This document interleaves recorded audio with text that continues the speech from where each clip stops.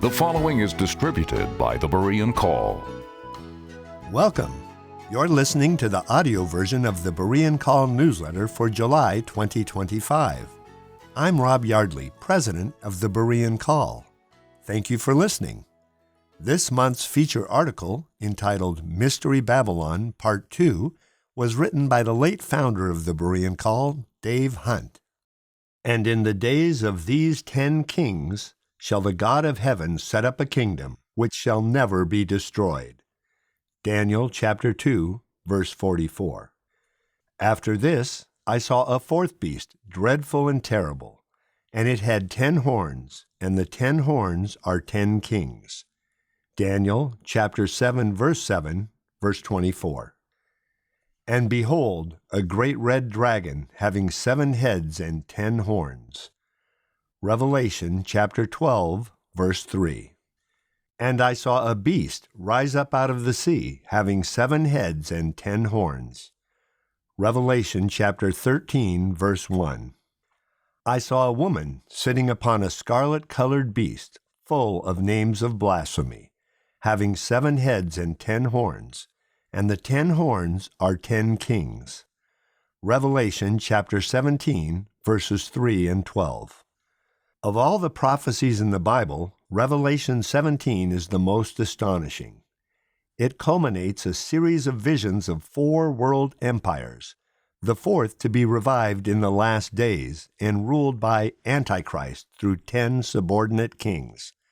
A series of visions which began 600 years earlier in Daniel chapter 2 with Nebuchadnezzar's image.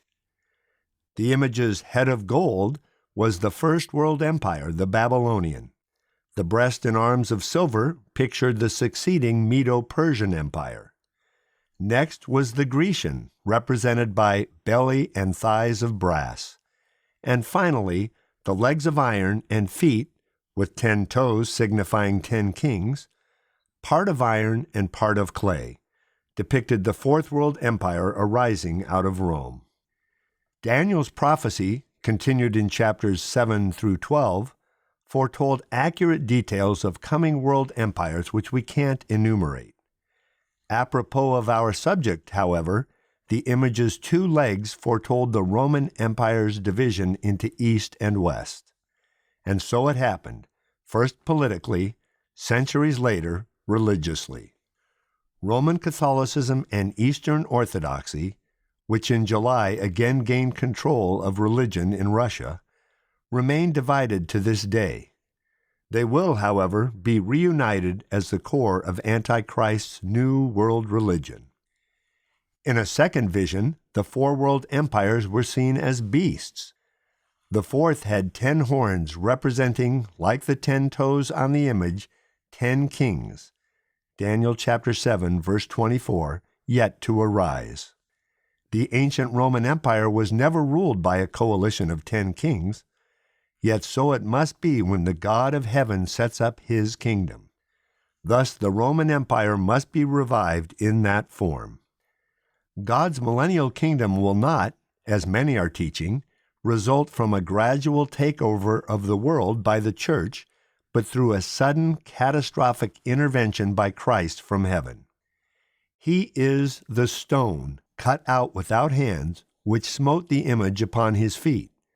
The iron, the clay, the brass, the silver, and the gold were broken to pieces, and the stone became a great mountain and filled the whole earth. Daniel chapter 2, verses 34 to 35. Christ's sudden intervention at Armageddon is also presented by Paul. And then shall that wicked, Antichrist, be revealed, whom the Lord shall destroy with the brightness of his coming. 2 Thessalonians chapter 2, verses 8 to 10. The same event is found in Zechariah chapters 12 through 14, Revelation chapter 19, and elsewhere. The Bible ignores other empires, some of which have been larger than the 4 above. Why? They won't be revived. For centuries, the seat of world power was Egypt. There were great dynasties in China, Genghis Khan's far-ranging Mongolian Empire, and vast Mayan and Aztec kingdoms in Central and South America. The Arabs once controlled most of North Africa, the Middle East, and much of Europe. These empires will not rise again. The United States has been the dominant industrial and military force for 50 years, but that dominance cannot continue. The prophecies are clear. The Roman Empire will be revived, with Antichrist's seat in Western Europe and the world religion's headquarters in Rome. In addition to the revived Roman Empire, the ten-horned beast also depicts Satan, the great red dragon, and a satanically empowered man, Revelation chapter 13, verses 4 through 8, the coming world ruler or Antichrist. Yet it wasn't so much the sight of this terrifying beast that took John's breath away, but the woman who was riding him. Mystery Babylon. Babylon is not a country, but a city, certainly not the United States. Nor is it the city Saddam Hussein was rebuilding in Iraq, for that historic Babylon, in ruins for 2,300 years, obviously does not meet the 5 criteria. Nor are there 2 Babylons, a spiritual one and a commercial one, shown in Revelation chapter 17 and chapter 18. They are one and the same.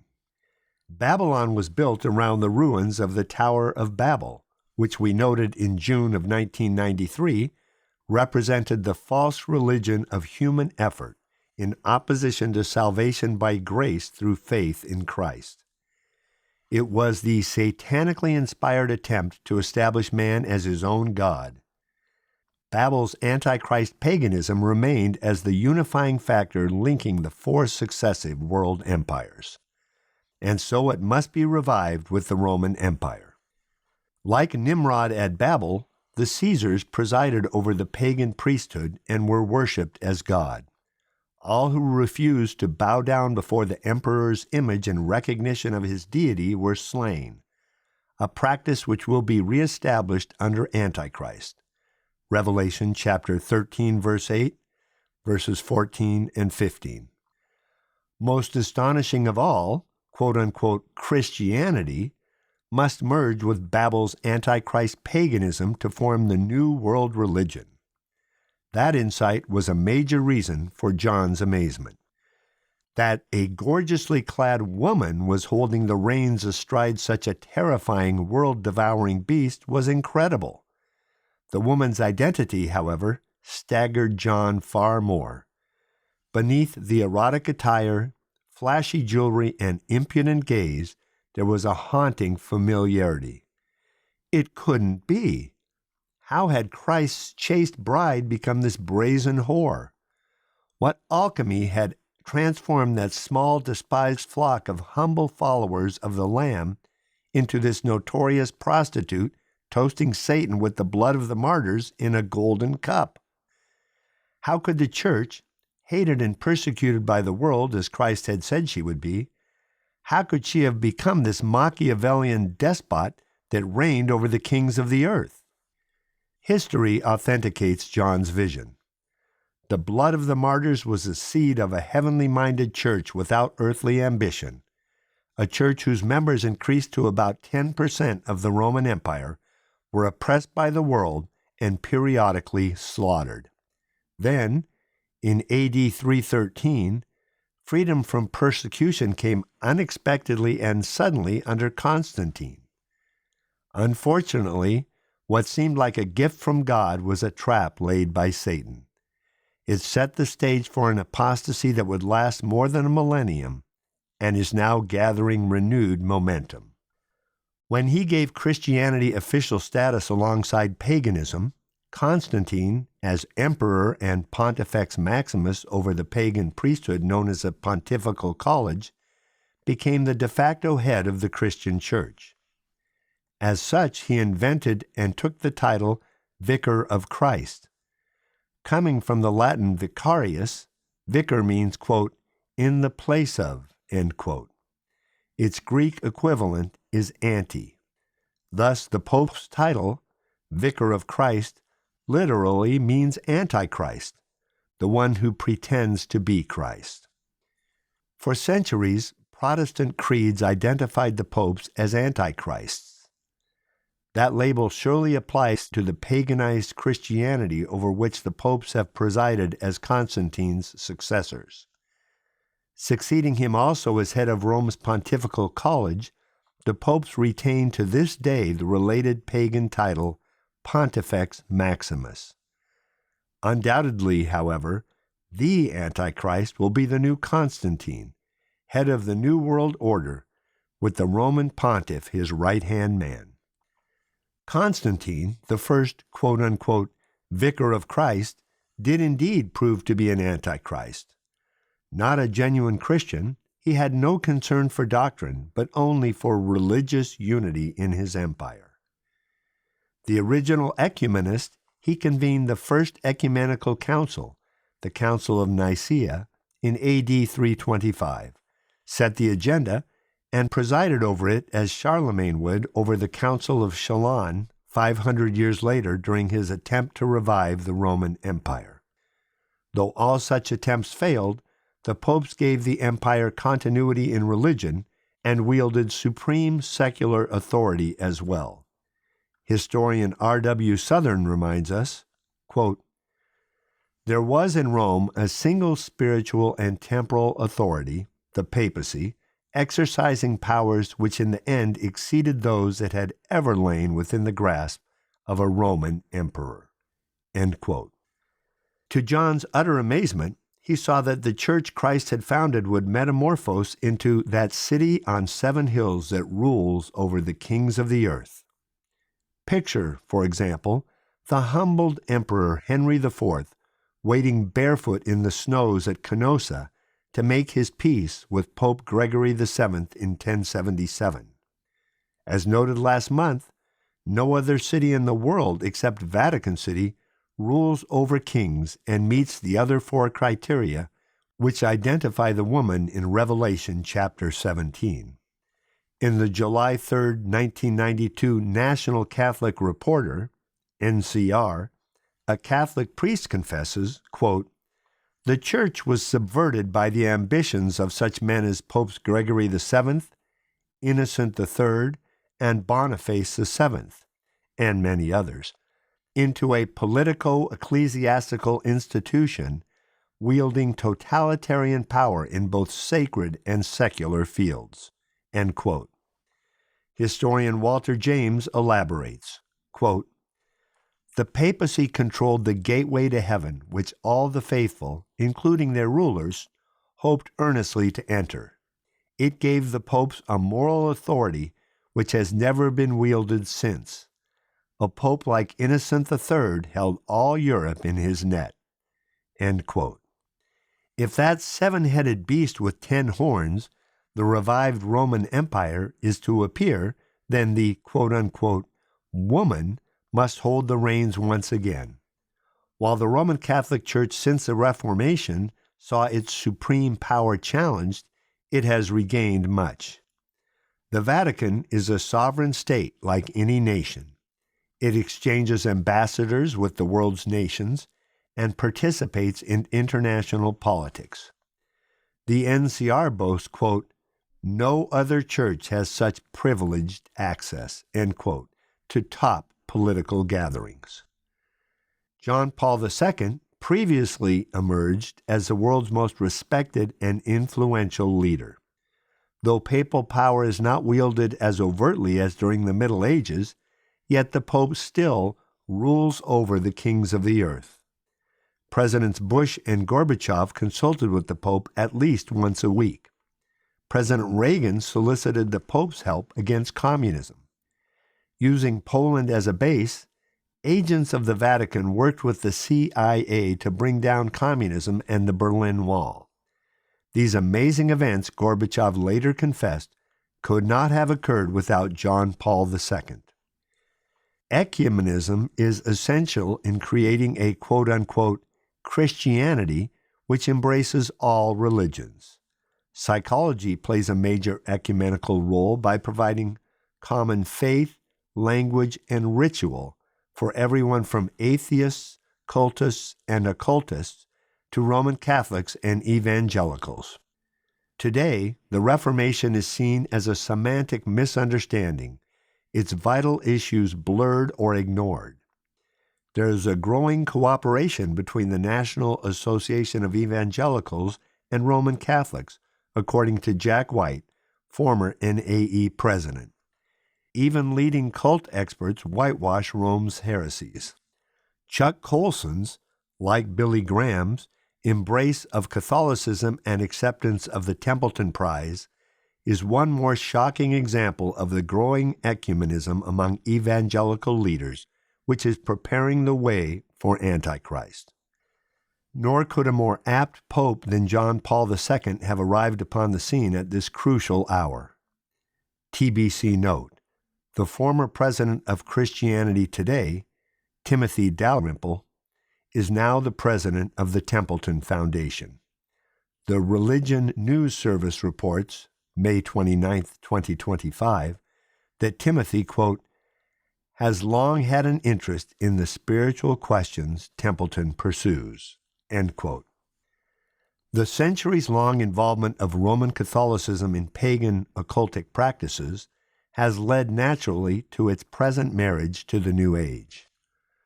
Rome has made it clear that the disciplining of New Age priest Matthew Fox is for failure to submit to the hierarchy, but not for his horrendous heresies. Fox continues as a priest with a huge following among Catholics. The involvement in Eastern mysticism of tens of thousands of priests, nuns, and laity is condoned by the Vatican. We have documented the accelerating secular acceptance of New Age spirituality, such as Nancy Reagan's obsession with astrology and President Reagan's submission to astrological guidance and his own superstitions. Matters have only gotten worse with the new administration. Bill and Hillary Clinton's and Al Gore's commitment to an amoral, humanistic, and New Age agenda is well known. That all three claim to be Christians fits the fact that the world religion will be an Antichrist, quote-unquote, Christianity. Time magazine recently had a picture of Hillary Clinton with eyes closed, head reverently bowed, as a North American Indian shaman performed a ritual over her. Concluding a recent speech, Hillary declared, quote, let us be willing to remold society by redefining what it means to be a human being in the 20th century, moving into a new millennium, end quote. Yes, the Clintons intend to, quote, remold society and to redefine what it means to be a human being, end quote. Part of that remolding involves promoting ungodly lifestyles. The consequences are devastating and worsening. Raw statistics condemn the Clintons' encouragement of homosexuality. The median age of death for married heterosexual men is nearly twice that of homosexuals, 75 compared with 39. Only 1% of homosexuals live beyond age 65. The average age of death for married women is 79, compared with 45 for lesbians. Christian News, January 13, 1992. Secular studies have demonstrated that living together before marriage increases the likelihood of divorce, exactly the opposite of what those who engage in quote-unquote safe sex imagine. The Baptist Challenge, October 1992. Our world is fast ripening for God's judgment. Consider a simple comparison between the 7 leading problems in Christian America's schools in the 1940s and the 1990s. 50 years ago, the worst problems faced by teachers and administrators were 1. Talking in class, 2. Chewing gum, 3. Making noise, 4.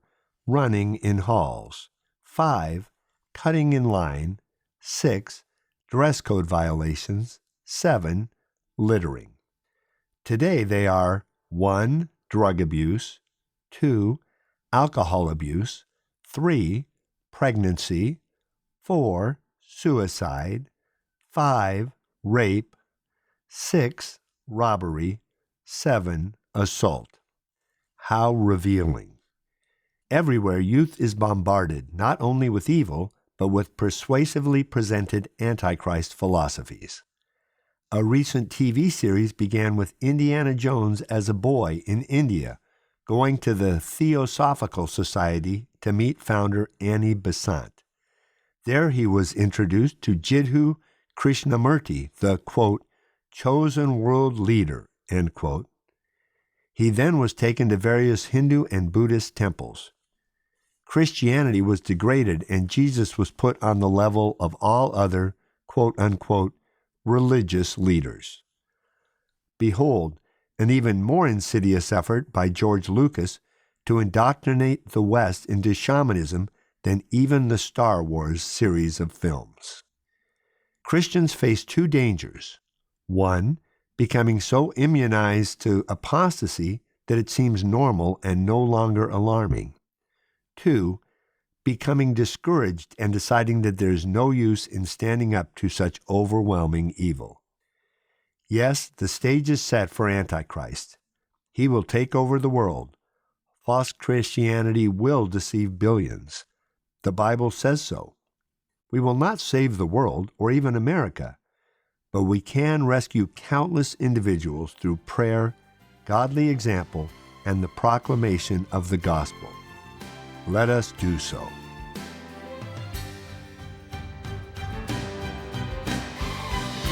Please visit our website, thebereancall.org, to access our radio archives going back to 1999 and our newsletter going back to 1986.